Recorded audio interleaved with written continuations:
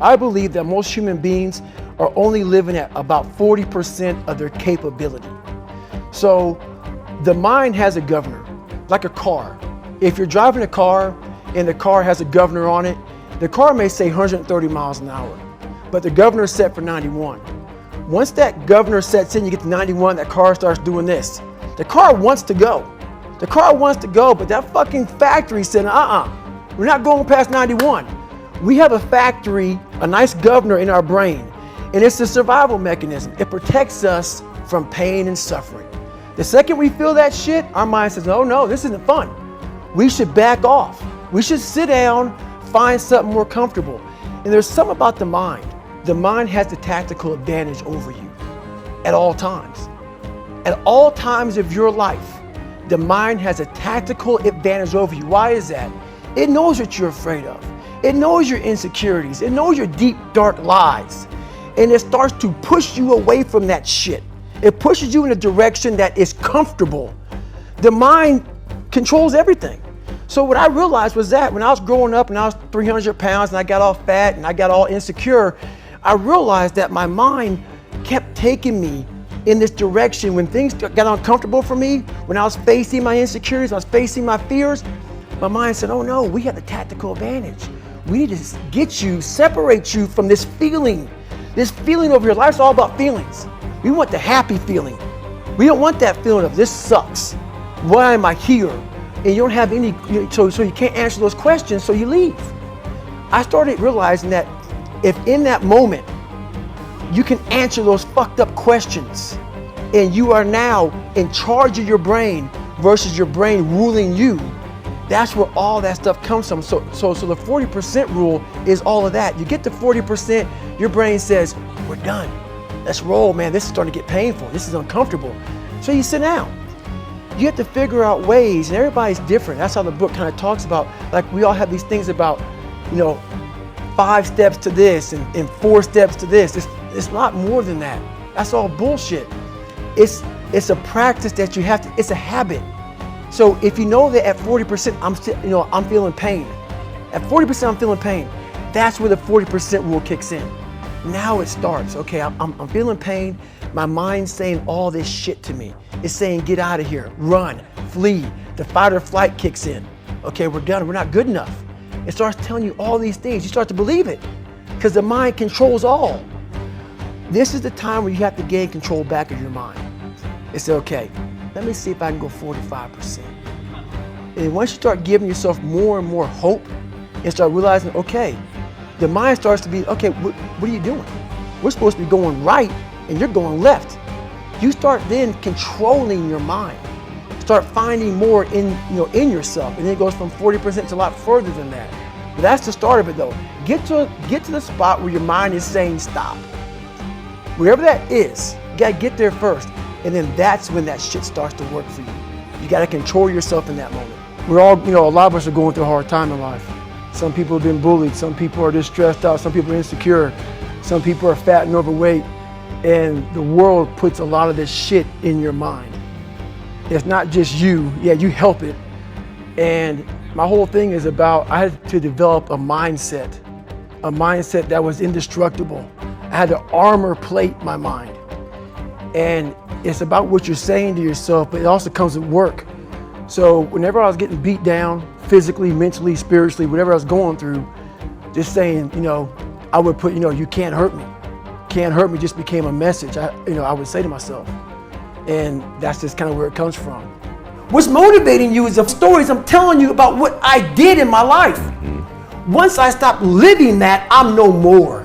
I'm trying to build people up. I'm trying to armor their mind. I'm trying to get them the belief. Because this world we live in is tough. It will beat you down. The world and the life that we live in is the ultimate competitor. It will try to take you out. It will find your weakness and it will just hammer you. If I can help you build belief, build confidence to the point where nothing can hurt you because you know exactly who you are. So a lot of people can live with themselves.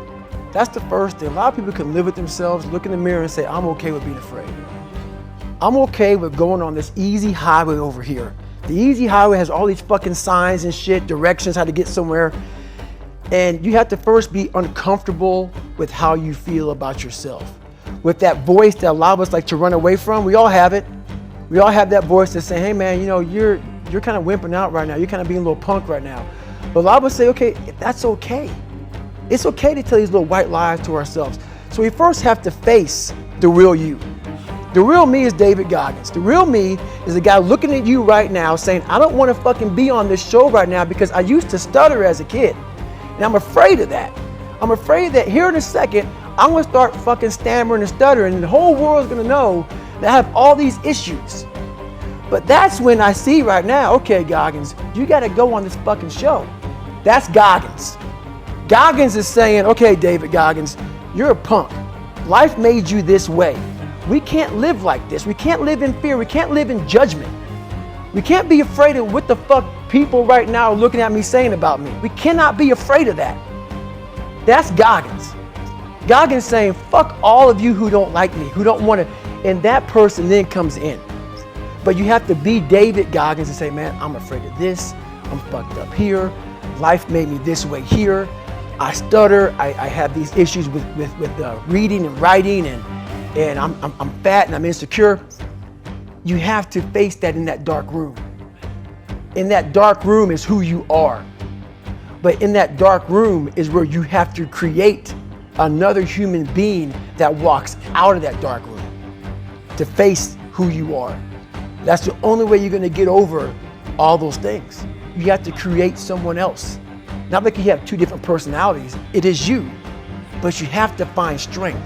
And that visualization of almost me cracking out Goggins, like almost like that Superman cape, like I'm coming out a different person, a person that doesn't give a fuck about anything, who doesn't care about being judged, who knows I'm weak, who knows I'm afraid, who says, whatever you think about me, take it, whatever, I'm here.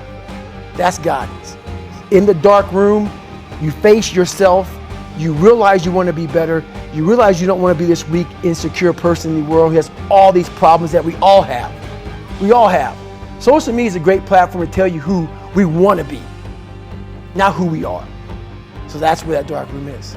So I take a lot of passion in who I am as a person. As you hear, as this podcast gets going and going and going, what you're going to do is you're going to transform me from this guy right now that's kind of chilled out in this room, David Goggins, to Goggins.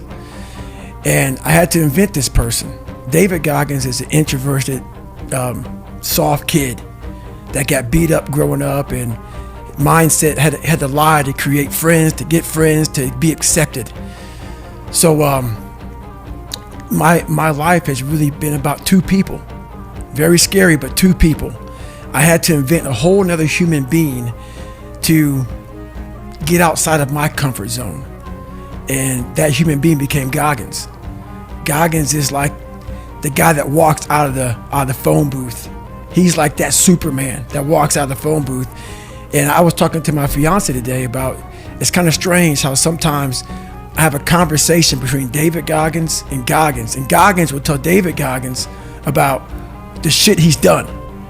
And David Goggins like, what the hell, man? Why are you doing that? That's nuts. So it's kind of this battle between trying to find more of yourself, knowing that the real you is afraid, likes comfort, likes living in a world that is that likes to pat you on the back, give you the things that you want to hear, not the things that you have to hear to get better. So that's where all this kind of started from. And when people hear this podcast, they're going to hear a lot of things that they're going to want to put a title on me. They're going to definitely want to put a title on me to make themselves feel better. I asked them during this podcast, do not do that. Do not look at what you're going to hear. Put a title on me, because basically what you're doing is you're giving yourself a get out of jail free card. Exactly. That's all you're doing. So all you're doing is saying this guy was some super freak. He found some super thing in his brain that was locked up. He unleashed it and became this guy. It's fine. Because every day I wake up, I dread the day. I dread the day of what I'm going to bring on myself to get better. Some guy said to me, you're fat and you're black. He was an observant. I became the roughest critic in the world on myself. And that's what changed me. I literally saw myself in the mirror. I saw the truth versus saying, my dad did this to me from beating me. Kids in school from calling me nigger did this to me. my life did this to me, my broken foundation did this to me. I took that and said, you know what? Well, some people may help this happen, but now I have to own this. No one's gonna come back to save me. No one's gonna come back on this couch and say, hey, it's okay. You're gonna be okay. No, I'm not. I'm not gonna be okay. I had to realize I had to take a stand. I had to make a real stand. And it was painful to look at who I was, what the world and myself created. It created a very lonely, depressed, insecure man that would do anything just to have a friend. And I saw that as very pathetic. When you look at the truth, it becomes very ugly and pathetic. Was packed full of like failures, depression, even more. But what I found out in that whole 3 months, I lived a lifetime. In that 3 months, I started realizing if I can flip these insecurities upside down, if I can flip this fear, if I can flip all this shit that made me this depressed, insecure guy, if I can flip it and make it work for me versus against me, I started seeing the power in failure, the power in insecurity, the power in self-doubt. Like the mind is the most powerful thing in the world. It is so amazing that I used to be a 300-pound guy and I thought that was it. Could barely read, could do anything. And now that what was inside that person was this guy that's in front of you today. That's how scary the mind is. And that's what I started realizing through this journey, is that once I got a taste of, wow, man, I haven't even begun to crack what the mind is capable of. And I started realizing is on the other end of suffering, that's the real growth of life, because you realize how the mind processes shit. And I talk about another thing called theory and practice. A lot of people are theorists. These smart guys that read these books and shit, man, and they sit down, they tell you what the mind is supposed to do. And a lot of us listen to that shit. It becomes like, this is it, man. This old man who has been studying the mind forever, this is the cap that we have. By being a practitioner, I went out and realized a lot of these guys are so wrong, man. The mind has capabilities that are so unknown, and I found that through suffering. And there's a whole nother world on the other end of that. The biggest trophy that I ever got in my entire life was really figuring out me. And what I realized on my journey was a lot of us don't believe that we can achieve the impossible. And along my journey, I started realizing, man, I gotta tell some people about this shit, man. Like, I discovered something that some people have, but they don't even know. All of us have it. But along this way, I wasn't, like I said, I wasn't a theorist. I became a practitioner. And I was like, my God, I'm busting down so many barriers of, like, I have a learning disability. Okay, but I'm catching up with everybody. I figured that out. I figured out all these negative things in my life that were keeping me in this hole. I'm like, I gotta tell people, man, that, hang on a second, man. You can achieve the absolute impossible. You don't need great parents. You don't need like a private school. You don't need to have this humongous GPA and all this other shit. What you need is the one thing I talked about in my book, which is straight up brutal work ethic. You have to be willing to outwork everybody in the world. And that's the hard part. That's the hard part. This isn't like some 5-step process where if you do these steps, you're gonna end up with this magical world. No, I'm basically teaching you how to callous over your victim's mentality. I'm teaching you how to, like I did 67,000 pull-ups in training for the pull-up record. I was seriously callousing my hands to protect them. What I'm trying to do with people is teach them how to find more of themselves to where they empower themselves. I'm all about the underdog. So that's what the book's all about, man. It's all about having that step process, and I had to share this with people. I honestly want to be considered one of the hardest men to walk the planet Earth in the history of the world. And what I mean by hard, I'm not talking about the guy who does the most pull-ups, the most sit-ups, runs the most. Just a person who's able to overcome any adversity in front of them, to figure out a way. Hardness isn't about all this physical shit, man. Yeah, it helped me get to where I'm at. But all I was doing in the whole process, the process wasn't to be ripped. It wasn't walk around with my shirt off. That wasn't it. I knew through the physical challenges, through the physical suffering, my mind was getting stronger. I was literally doing that for a reason. I had a weak mind. All the rest just happened to come with it. I was trying to strengthen the mind to handle all the judgment that's passed on me, perceived and not. Sometimes you make it up in your own head. You know, I just want to be able to handle all of that, everything, physical, mental. I want to be perceived as that, like an old school barbarian, an old school guy that's like, God, dog, man, nothing can hurt the guy, which is why the book is titled, Can't Hurt Me. I want people to have that mantra in their life. Take that with you. Take it everywhere you go in life. And if you believe that and you work towards that, callous in your mind, strengthen yourself, Can't Hurt Me is strong. In any situation, like when I was in Buzz, they beat the shit out of you. I'd be the first one to get up and say, Can't. And they were beating the hell out of me. But you say that enough to you. False motivation becomes a motivation after a while. So I work on the mind. And people wonder, why am I not achieving more?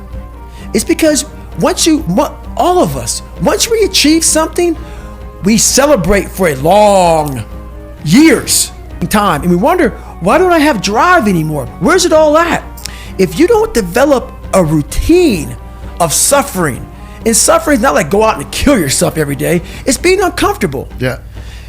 That keeps you hungry every day. If you live in your victories for so long and say, I'm gonna go challenge myself for 30 days or for 2 weeks or run this one marathon, and it ends, I did one marathon.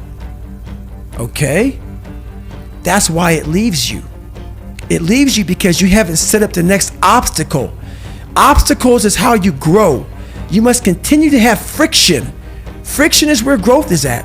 With no friction, there's no growth. I'm not going back. And I went back. I'm not going back. And I went back. I'm not going back. And I went back. It showed me even more of what we have as humans, if we're willing to go there and we're willing to push that extra step. And like I say, you know, I always tell people, a lot of people, man, how do you do what you do? At the end of the day, I ask myself one question: can I take one more step? And usually the answer is yes. So if you can answer that question and not take another step, that is real failure. That is real quitting. So a lot of people can take one more step, but they choose not to. I don't know if you can take 2 steps. You got to answer that question after you take the first step. But I can always take one more step. So if I choose not to, that's on me. And I got to live with that. That's how they failed in that one moment. And they can't even enjoy their life now because they're now warm. They're now warm. There's no more suffering. There's no more suffering for me either. And we're in the same boat now.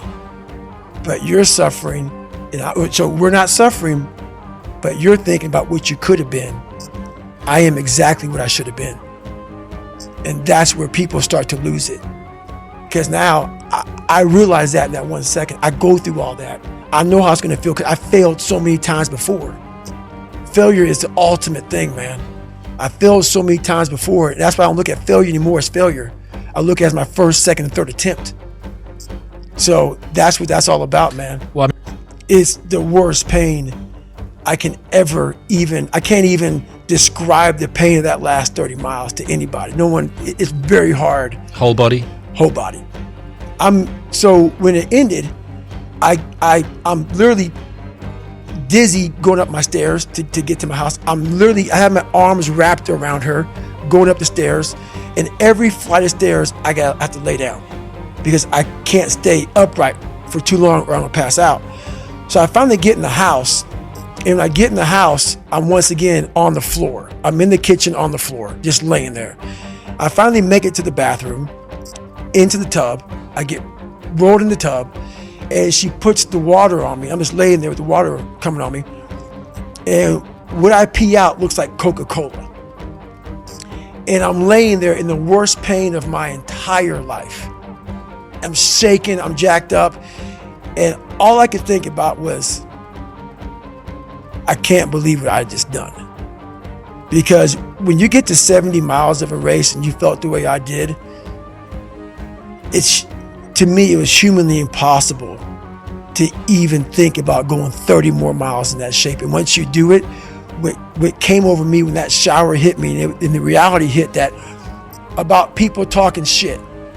And it became such a source of fuel that it was amazing, because I know why you hate me. You hate me because you're probably in the bed right now. You're probably an underachiever. You're probably somebody who doesn't want to do anything with your life. So I make you question everything about yourself. So I'm going to continue making you question yourself by coming out here and being even more successful. So I listen to that while I run. I sometimes played in the house about me, and she's like, why do you do this shit? It's half comical and it's half inspiring. I'm actually inspired by it. I've learned to study people before I react, because there's no successful person in the world who's in a good headspace that's going to ever attack anyone in that kind of manner. There's always going to be something wrong with them. So you got to always dive a little deeper before you get your feelings hurt. Before you get your feelings hurt by that bully at school or that boss at work, take time. Take that 1 second to pull back and study them. Because most people who are in good places, they don't care about what you're doing. They don't care about what you're doing. They don't try to destroy you. They actually will try to build you up versus destroy who you are as a person. So that's where I'm at now in life, is most people who do that, they're in a very dark place. What do you think most people get wrong about motivation? They think it's a permanent fix. They think it's something that is a constant. They think that maybe once I get it, I'm going to hold on to it. And that's the thing about that I was telling you, that I always talk about. Nothing is permanent. Nothing is permanent. And a lot of times you have to learn to perform without motivation. You have to learn to perform without purpose. You have to learn to perform a lot of different things. And that's what people think. They think I need to have this motivation to work out, to study, to be better. So if they don't have it, they just don't fucking do it. And that's where you fail. You have to learn to train your mind well beyond motivation. If you have motivation, that's great. That's some kindling to the fire. All it takes is a little spark, you can burn a whole forest up. But motivation, you have to learn to exist without it. You have to be your best self when you're least motivated. And that's the tricky part about all that shit. Motivation is just a word. You have to have these different things in your mind on where you want to go, and know that motivation is not going to get me there, because I'm not going to always be motivated. I believe that you have to build belief. Belief is like, there's an after school special belief where the mom says, believe in yourself, and that's all great. But there's also a built belief. And the built belief is one where you are constantly, like for me, I came from a bad place. How I build belief is through the daunting tasks I put myself through. So that's proof positive that I can. So it correlates. And that's how this piece of shit kid I once thought I was built belief by saying, I was in 3 Hell Weeks. I went to Ranger School. I tried out for Delta Selection. Undeniable stack of proof. That is proof, mugger. So whenever you think you can't, confidence comes from the thing that you built. You must build belief. You must build confidence. It can't be like, hey, I'm gonna go knock that shit out.